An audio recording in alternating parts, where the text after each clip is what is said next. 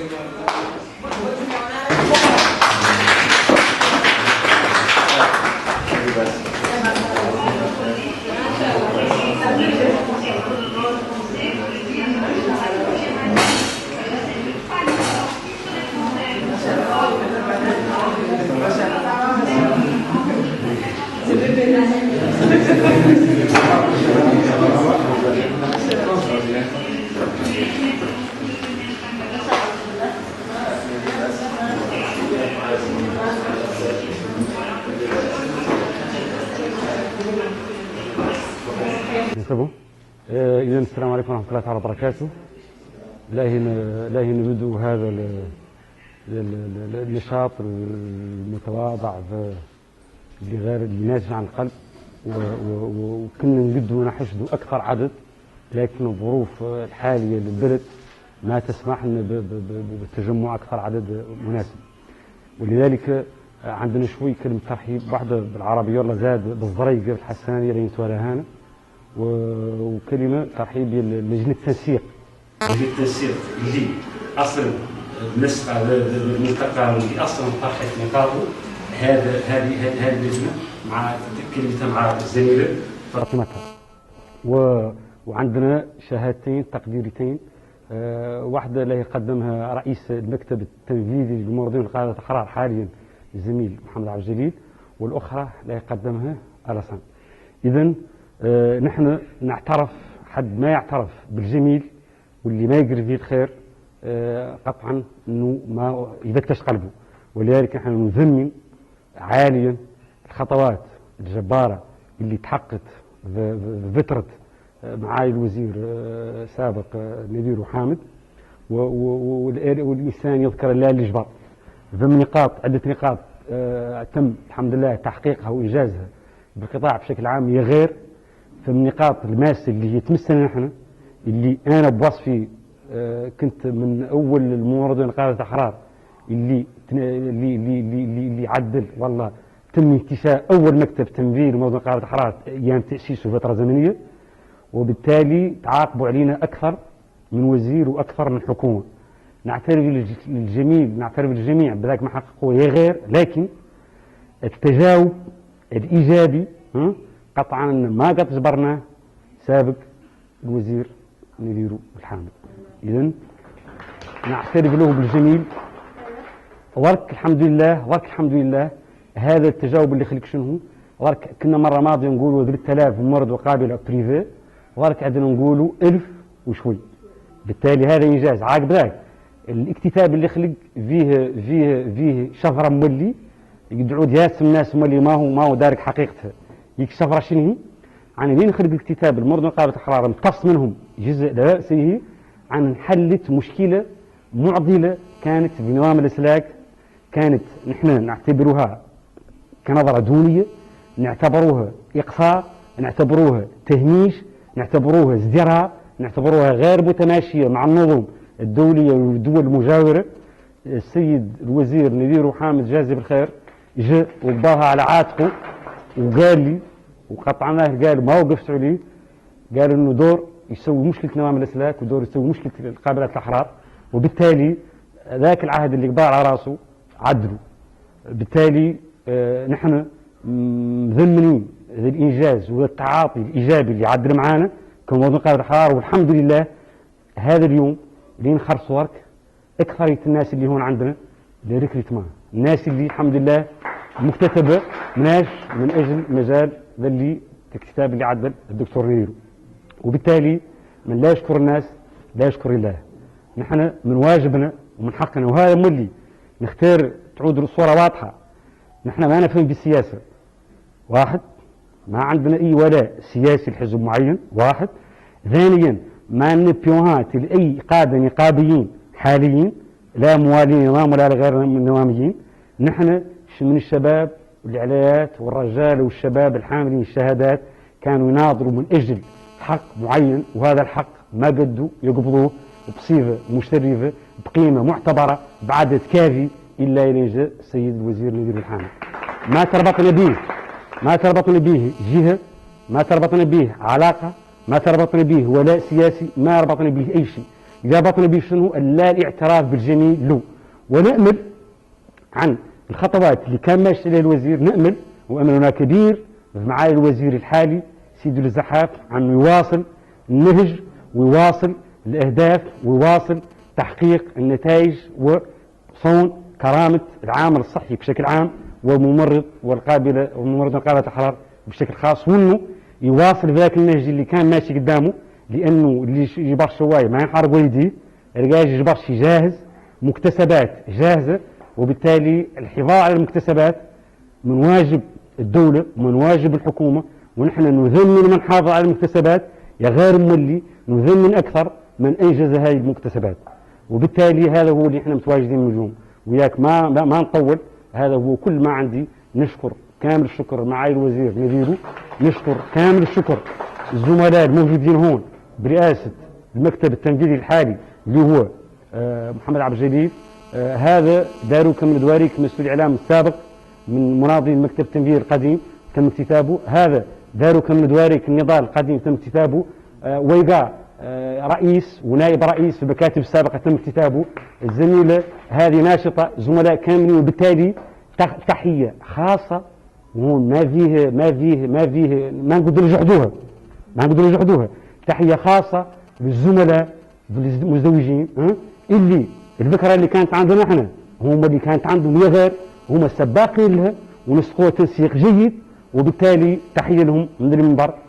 شكرا جزيلا. غرك لا نخلوا الكلمة بالفرنسية تلقيها الزميلة فاطمة، من بعد نعود نرجع لرئيس المكتب وعقب ذلك نعطي الوزير يختتم.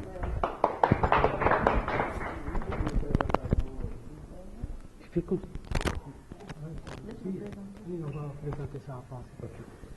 Salam alaikum. Donc, avant tout, on va saluer notre cher invité, Dr Nazirou. Donc, c'est un immense plaisir de l'avoir ici pour notre invitation, qui est le motif de remerciement et de reconnaissance de ce qu'il a fait d'après son parcours ministériel. Donc ça, c'est un immense plaisir aussi pour tous les personnels de santé, les personnels médicaux et paramédicaux aussi, et même aussi pour la population mauritanienne. Car ce qu'il a fait aussi, c'est quelque chose vraiment, on doit le remercier, on doit être reconnaissant aussi, raison pour laquelle qu'on est là aussi, on va le remercier. Docteur, salam alaikum rahmatullah, on vous remercie aussi et on vous souhaite une longue vie et une bonne fin de carrière dans le système sanitaire aussi. Et pour cette occasion aussi, nous souhaitons aussi, docteur Sidou aussi, le bienvenu dans le système sanitaire aussi, et nous espérons aussi qu'il va continuer aussi les procédures des personnels paramédicaux, les personnels médicaux et paramédicaux. Donc c'est tout ça que nous avons à remercier pour le docteur. Merci pour le déplacement et merci pour aussi pour le soutien et les conseils de l'autre jour, que ce que vous avez donné aussi. C'est juste un remerciement venant du personnel médical et paramédical. Merci aussi. Merci. Bon, salam alaikum. Moi, je me nomme Fatma Cherna. Donc, on est très contente de vous avoir ici. Merci beaucoup. Donc, voilà. Monsieur et Madame, les membres du personnel médical et paramédical issus de la formation publique et de la formation privée de la Mauritanie. Monsieur et Madame les invités, c'est pour nous un grand honneur, devrais-je dire un privilège grandiose, de recevoir ici un digne fils de la République. Son Excellence, Monsieur le ministre, Dr Mohamed Nazirou Mohamed. Monsieur le ministre, Dr Mohamed Nazirou, cette cérémonie est inédite dans les traditions mauritaniennes, comme nous le savons tous. que votre passage au ministère de la Santé a donné un tournant irréversible d'un secteur vital pour notre nation qui était en toute déliquescence. C'est pour nous donc un devoir en tant que professionnels de santé et notre nom et au nom du peuple mauritanien, notamment les plus démunis, de vous adresser nos chaleureux remerciements et notre reconnaissance pour le travail énorme que vous avez abattu dans les conditions les plus difficiles de l'histoire sanitaire de notre pays. Vous avez pu démentir ainsi tous les pronostics de redresser la barre d'un vieux navire en dérivé par votre intelligence, votre fermeté, votre courage, en un mot, votre sens élevé du devoir. Les actes que vous avez posés sont fondamentaux pour un système sanitaire qui se respecte. Le redressement du secteur de la pharmacie, la lutte contre les faux médicaments et les marchés parallèles, le relèvement des plateaux techniques de toutes les structures sanitaires du pays, notamment dans les grands centres de concentration des populations. La facilitation plutôt et la gratuité des évacuations sanitaires, surtout pour les plus démunis. Le recrutement du personnel médical et paramédical. La gestion hautement professionnelle de la pandémie de la coronavirus constitue autant d'actes qui ont permis à la Mauritanie de retrouver une partie de sa souveraineté perdue et d'avoir une valeur ajoutée dans le concert des nations. Vous avez fait de la santé le secteur où on trouve le moins de chômeurs dans le pays, et ce malgré des dysfonctionnements, pour ne pas dire des injustices liées à l'organisation des concours en Mauritanie, des faits dans lesquels vous n'avez aucune responsabilité. Aujourd'hui, il ne reste qu'une portion congrue de professionnels de la santé au chômage, et nous sommes sûrs que si votre programme est suivi, leur cas sera très bientôt soldé, car le pays en a fort besoin. Monsieur le ministre, Dr Mohamed Nazir, nous sommes conscients qu'un homme seul, quelles soient ses capacités, nous saurons accomplir tout ce travail. Vous avez développé un esprit d'équipe, une atmosphère de collaboration, une interaction dans l'activité, et parmi vos proches collaborateurs, il y avait votre successeur, son Excellence, Monsieur le ministre, le Dr Sidoul Zahar. Et nous le souhaitons la bienvenue. Nous sommes en droit d'espérer qu'il va consolider les acquis ou mieux aller encore plus loin dans l'œuvre de modernisation du système de santé, du recrutement de tous les personnels du secteur au chômage et de l'amélioration des conditions de vie et de travail du personnel. Et encore une fois, on vous dit merci de tout ce que vous avez fait pour nous et de ce que vous avez fait pour tout le peuple mauritanien. Que Dieu vous accorde une longue vie, bonne santé, une longue fin de carrière dans le domaine de santé, et à vous donne l'occasion de servir votre pays. Merci. Merci encore une fois. Merci beaucoup.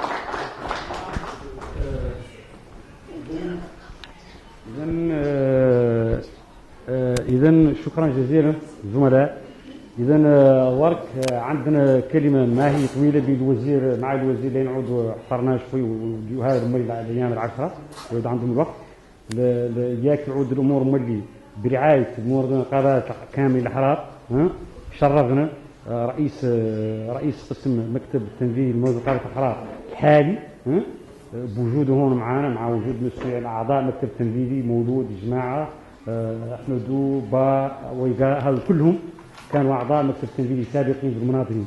ورك نطلبوا رئيس المكتب التنفيذي الحالي اللي تم تنصيبه بالوقت المناسب ونعود يعود يتعاقب ذاك يتكلم معي الوزير. إذا تفضل رئيس المكتب.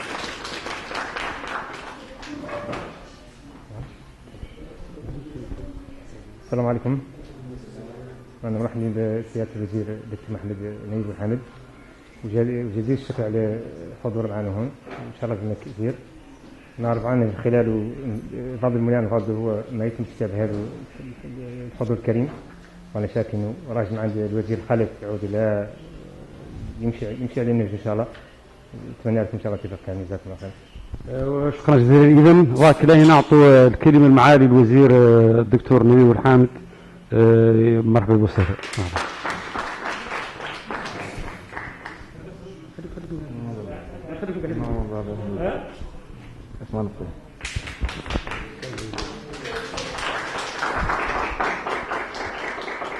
بسم الله الرحمن الرحيم.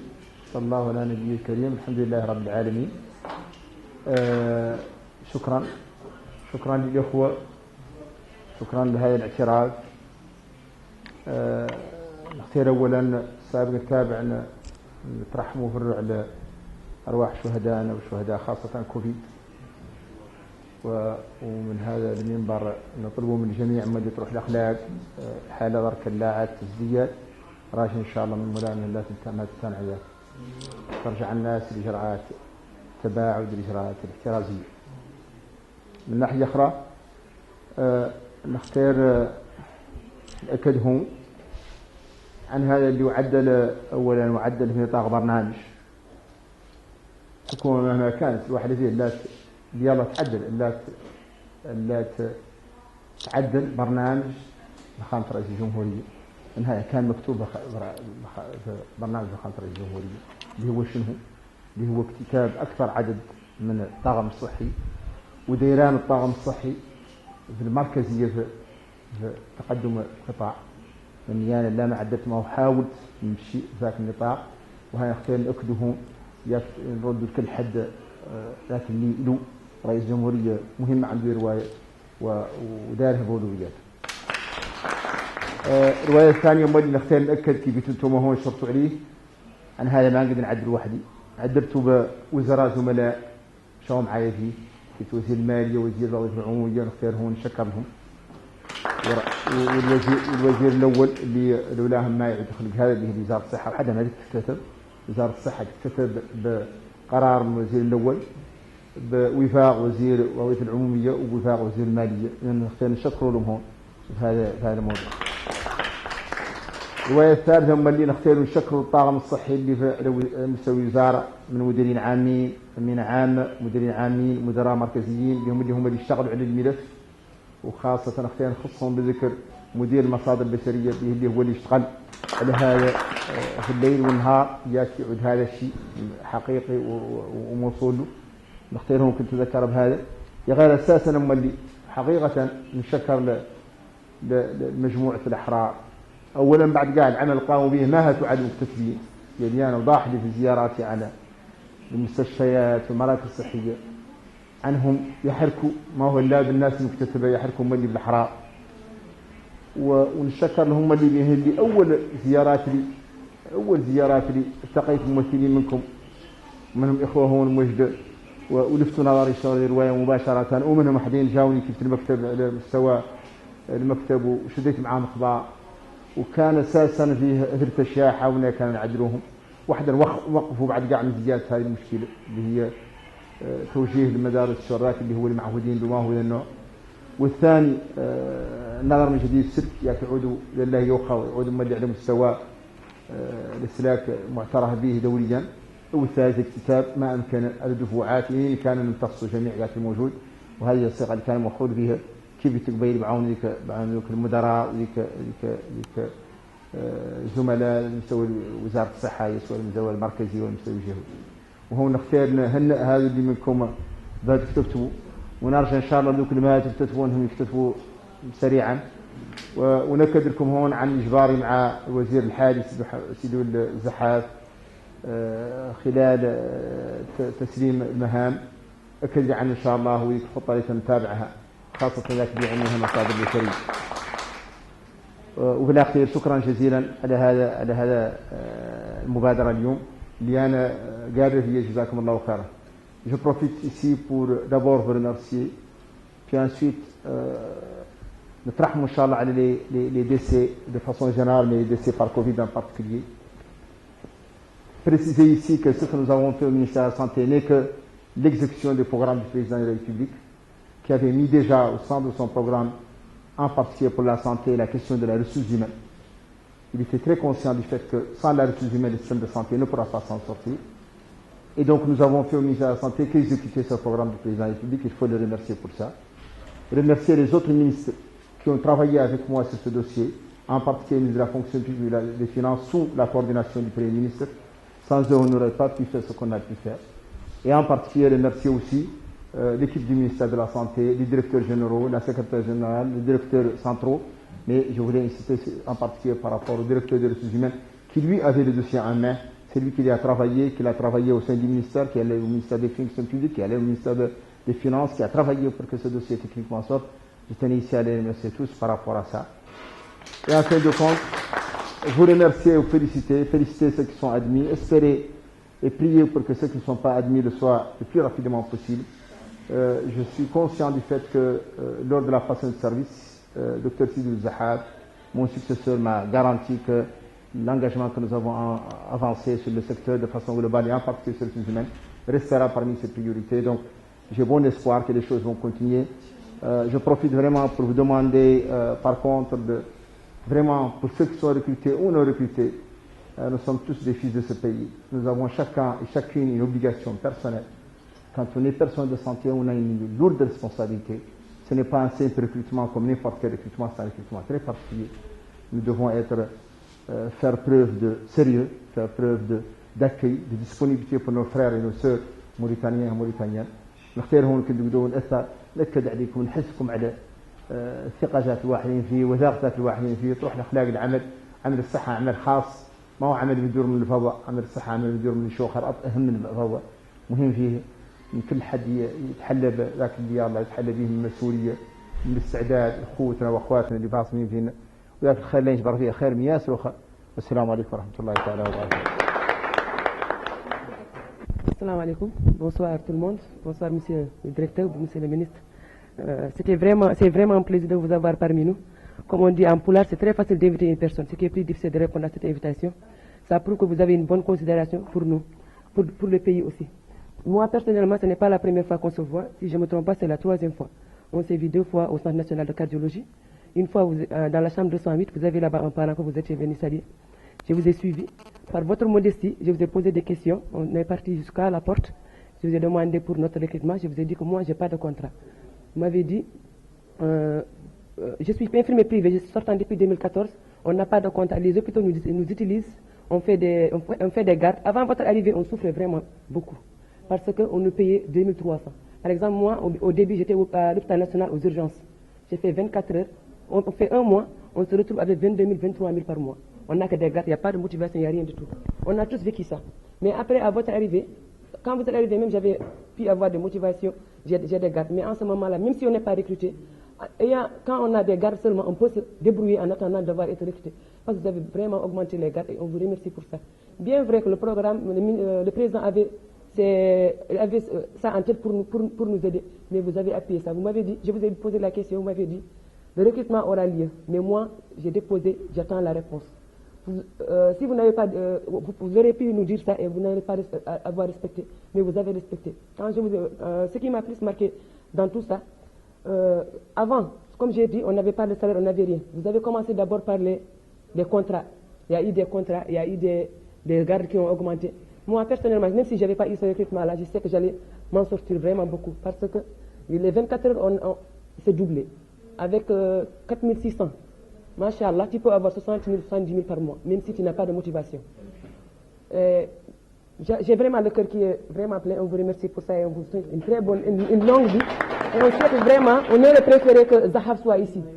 Parce que nous sommes tous les Mauritaniens et nous aimons ce pays et nous voulons évoluer dans ce pays. C'est ce qu'on souhaite vraiment. On souhaite aussi que nos amis, nos collègues, nos sœurs et nos frères soient recrutés aussi, comme nous. La formation privée, ce qu'on souhaite vraiment que ça soit arrêté. définitivement jusqu'à que tout le monde soit recruté, Inch'Allah. Je vous remercie beaucoup. إذا ميرسي بوكو للزميل الديتاي اللي أعطاته هو اللي جمعنا أصلا بالنقاط العامة الحقائق، ولكن كلنا يعرف عن الممرض ما هو قاعد لا الممرض الحر قارت كامل هنا كانت 2400 وعن ورك الحمد لله عاد ذا المبلغ اللي بالحالات المستعجله عنده 10000 8000 الى 6000، وبالتالي قاع حد قاعد عاد عنده دي قاعد قاعد يشهر عاد يجبر مبلغ معتبر قاعد يقدر له يعاون بدل ما كان يجبر 24. بالتالي هي امور ملموسه، هي امور ملموسه بعيدا عن التجاذبات السياسيه والحسابات السياسيه. بالتالي روايه باقيه عقبك ها بالنسبه لنا عمال.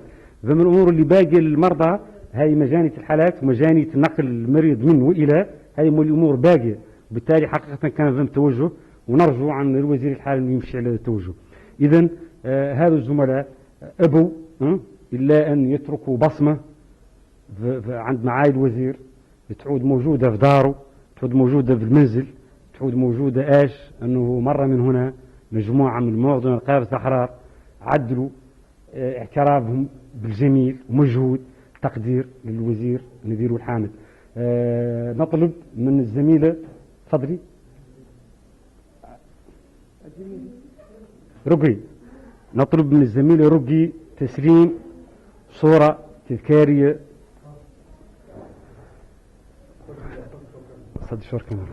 صورة تذكارية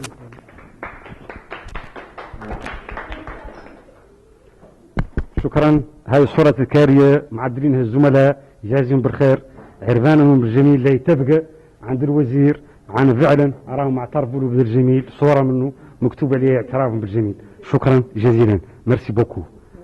ميرسي يعني بهان اوكي.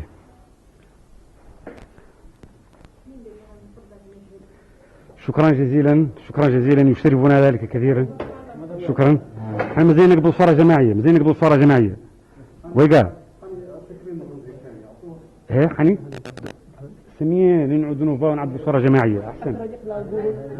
قولها لهم قولها لهم احسن نوفا ونعبد صورة جماعية مع الشهادات كاملة.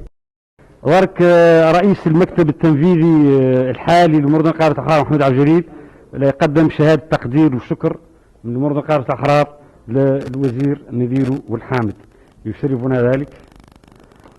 من بعد التقديرات يعني قبل صورة إن شاء الله جماعية تذكارية للحضور مع معالي الوزير، ونختتم الحفل ونعود نخلوا الوزير يعود يمشي على يعدل مهامه كردهم اللي قدام نعود نديرهم بروتوك.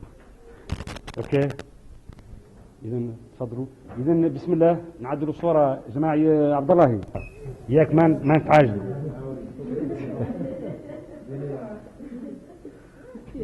إذا هذه زميلة أبت الله أن تأتي بولدها صغير. شكرا جزيلا. إذا شكرا جزيلا. ميرسي بوكو. إذا دا تجي مجموعة أخرى تمشيك مجموعة وتجي مجموعة أخرى تعدل صورة ذكارية مع معالي الوزير. خلينا نطلسوا. ها؟ با كوم سا. ها؟ سي بون.